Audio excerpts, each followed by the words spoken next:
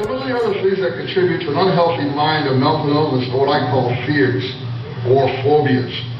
Fear one, worldly people, the fear of the world and those in it. Those who have relationships with non-witness friends are considered bad association. Everything outside the organization is considered evil.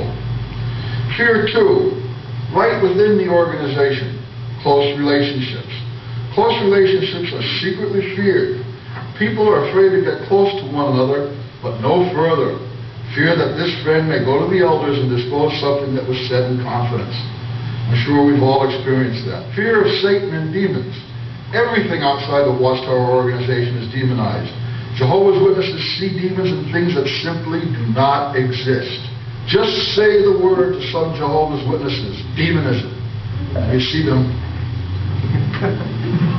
Fear of non-witnesses or critical material. Jehovah's Witnesses are brainwashed not to even look at any material that questions the Watchtower.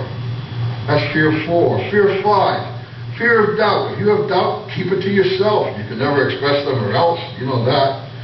Fear 6. Fear of leaving the organization. Too many Jehovah's Witnesses believe that if they leave, they will have nowhere else to go. This is an ingrained fear. I believed it for a while. Fear 7. Fear of other religions. They are taught that every other religion is of Satan. And fear 8, and this is a really uncommon fear, and I don't know why people don't get it. Fear the elders. The elders hold the power of life and death to a JW. But many of these men lack any kind of formal education. You know, I could never see why I had to respect a guy who had a 5th grade education. Armageddon. You ever heard that word? Since I was old enough to understand the significance of the word, I was afraid of it happening at any time. As witnesses, we have been promised that this great cleansing war several times. Some of us even took pretty drastic steps in 1975, if you remember. The world was supposed to end. But look at it really. 2 words pop up when I think of Armageddon. Fear and guilt. Fear is a major motivator, especially a motivator in mental illness. It creates in the Watchtower an attitude of an outside enemy or an us versus them attitude. And a fear of failing the organization and thereby receiving punishment from the leaders.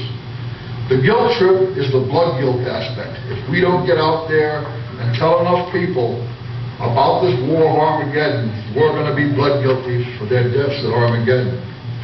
You have to warn others, and constantly warn others, or be blood guilty.